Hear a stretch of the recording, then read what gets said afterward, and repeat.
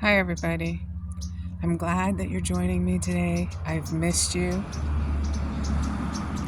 I've been busy on a project and I'm staying somewhere where I don't have my whole setup, but I just wanted to get this information out there. It's about a missing woman.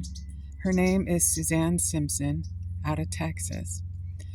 A friend of mine from another YouTube channel, Sweetie Pilo True Crime, her name is Lauren, and she asked me if I would look into this. So I did a little meditation reading, and I'm going to give you what I came up with. Okay, and what I would have to say, some of this has actually come out public, which for me is a good confirmation. If you're not familiar with my work, obviously I would not expect you to believe that part, but for me, it tells me the rest of it is also probably pretty well connected. If you know Suzanne and you would like a free reading, if you're a friend or family, all you have to do is email me.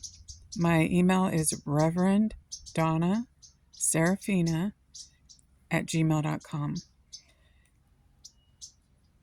Also, if you have a family member of an unsolved homicide and you'd like a reading, or a friend, or someone that's missing and presumed dead, and you would like a reading, just email me, Reverend Donna Seraphina at gmail.com, and I'll see if I'm able to help.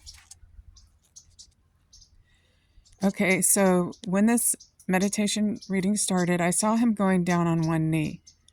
Now that's all I saw, so to add more meaning to it would be where it could be wrong, but I wondered where did he propose to her? So to look into that, maybe someone in her family would know. And really, most of the stuff, I think if somebody could get this to her brother, his brother, somebody who actually would listen, he might recognize this place. So I was shown him, the killer. So we already know he killed her, right? Everybody knows. Her whole family knows. His whole family knows. His own brother has asked him to just give it up and say where he put her body so that they could have a funeral. His daughter took the other kids to the police because of him throwing her through a hole in the wall previously.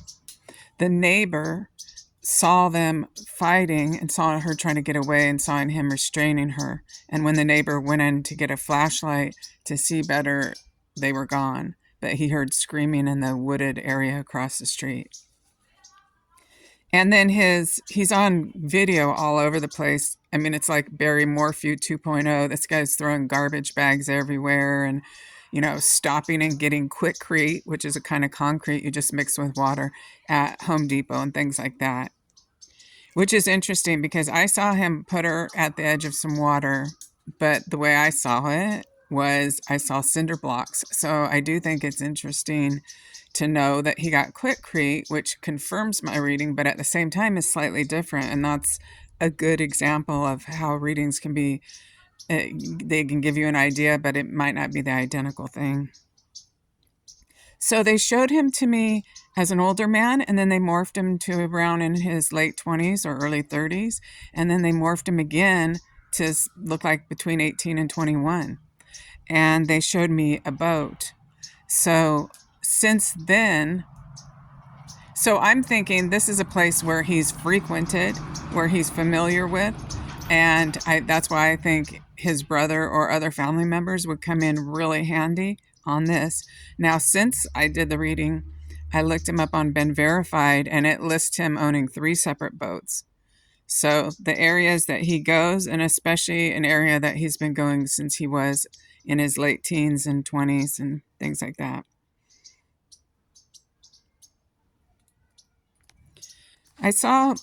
One thing I saw was rivers converging, or actually I should say water bodies converging. I saw that. At one point I felt like I saw, but I might have placed it there with my own imagination. I felt like I saw like a boat ramp or a place where you could put a boat in the water. But again, I can't remember if that was like some things come to you and other things your brain fills in. So as a psychic medium or anybody who's doing this kind of work, because the reality is anybody can be trained to do this.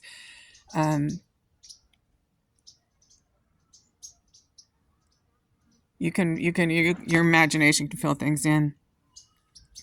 Another interesting thing I saw that I looked, on his trip from Bandera to Madina after I did the reading, and I didn't see anything like this, but where there was trees between the two freeway sides, and I didn't see that anywhere.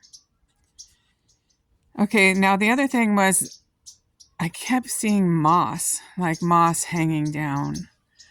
And if you listen to anybody's readings, or especially mine, I receive things mostly visually.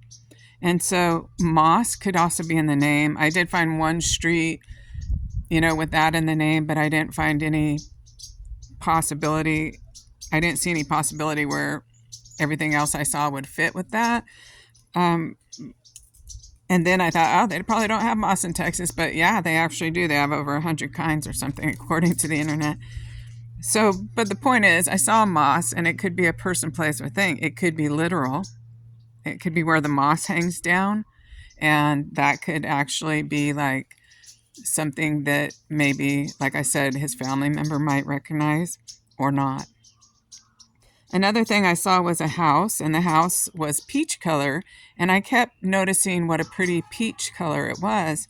So again, knowing, is this really a peach house with white trim is what I saw, but they emphasized this peach color. So is there something about that? I'm sure there's something about that would jog the memory of his family or her family. Behind the house, I saw this wooded area. And then behind the wooded area, I saw the soft mud marsh. And like 5 times during the reading, I'm talking about it being a marsh. One time I go, well, maybe it has lily pads, but it was more like I'm second guessing myself. So I kept calling it a marsh. The interesting thing is I saw him wearing waders, those big plastic wader pants that fishermen put on. That's what I saw him wearing. And then I'm talking in the reading about a pocket knife, and I don't even remember why. I also noted that while he was doing all this, he was actually mad at her, which is really interesting because there's another domestic violence case I covered extensively, and that guy was mad at her, at this other woman, while he was killing her, his wife of 25 or more years. This guy is mad at her while he's disposing of her body. He's mad at his wife. And there's one more reading that I don't have the notes for because, like I said, I saw him, so he was at the edge of a water body, and I'm not sure if it was a lake or river, but he was at the edge of it, and I saw him weighing her down with cinder blocks, which I just think that's so interesting considering that the affidavit for his arrest has come out, and he bought bags of Quikrete at Home Depot, and then he bought a couple gallons of water. And for those who don't know, Quikrete is a kind of concrete that you just pour water on and it just forms itself. It's like easy. And he also bought heavy duty bags, a box of 32 of them, and he used 4. So that tells you if she was wrapped in the tarp and he wrapped really good, she might stay down. But if he didn't wrap the tarp, like, why did he need 4? He didn't put one on each side. Usually when people are buried under the water, their limbs will come up at some point. But if she was in the tarp, then they would be looking for that, right? Oh, this was interesting. So after he's done doing all this and he's coming away from there, what I see a motorcycle. It looks like the tank of it is shaped like a coffin. So I say it's a motorcycle with coffin theme on gas tank. So it could be that it's, got the paint job of a coffin or death or something like that. But then I even wondered, because then I'm stretching. So this is what I was seeing. And then I'm wondering, that's a difference. Seeing something, you interpret it how you interpret it. And especially if you're in the area and you know them. Because then I start wondering, well, maybe there's a bar when you're leaving that has a motorcycle on the sign, or, one of these types of bars or something like that nearby. Because it was after he was done, and then that was the next thing I saw. After he was done disposing of the body and coming out of it, that was the next thing I saw. Okay, let's see. So again, the reading was confirmed when they released the affidavit for the arrest last week, at least the reading as far as my part about him doing the concrete. So that indicates that, he put her in the water.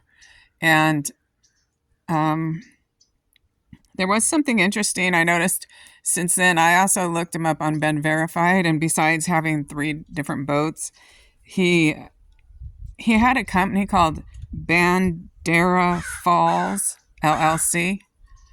Bandera Falls. So, and that's one of the places he went up to is Bandera. And I looked that up on the map. It's an actual place. So in case you're one of the people researching, trying to help find ideas for this, that's something just to take note of. And I didn't really think it was that big of an emergency when Lauren asked me if I would look into it, just because it was so obvious. I mean, I think this is a case where they could convict him without a body. It's so obvious by him going everywhere he went, like to the dump and just everywhere. You could go over on Lauren's channel, Sweetie Pilo True Crime, if you want to know more about this case, or you could Google it. But it's so obvious. Like, his daughter took the rest of the kids and they went to the police the next day and they were like, we know my mom killed. And she said when they went over to her mother's, their grandmother right away said he killed her, so it was very obvious. Everybody knows. His own brother has publicly said, just tell us where her body is. So everybody knows he did it. There was a witness. There's no point in denying it anymore. And all he's doing at this time is taking it away from his children. So the UPS truck is here. I'm staying somewhere at a friend's house right now, so I don't have my whole setup. I'll look into this more if anybody wants more help. Again, if anybody that knew Suzanne wants a reading, please just contact me. Or if you have another case that you want help on, my email, Reverend Donna Seraphina at gmail.com. All right, bye.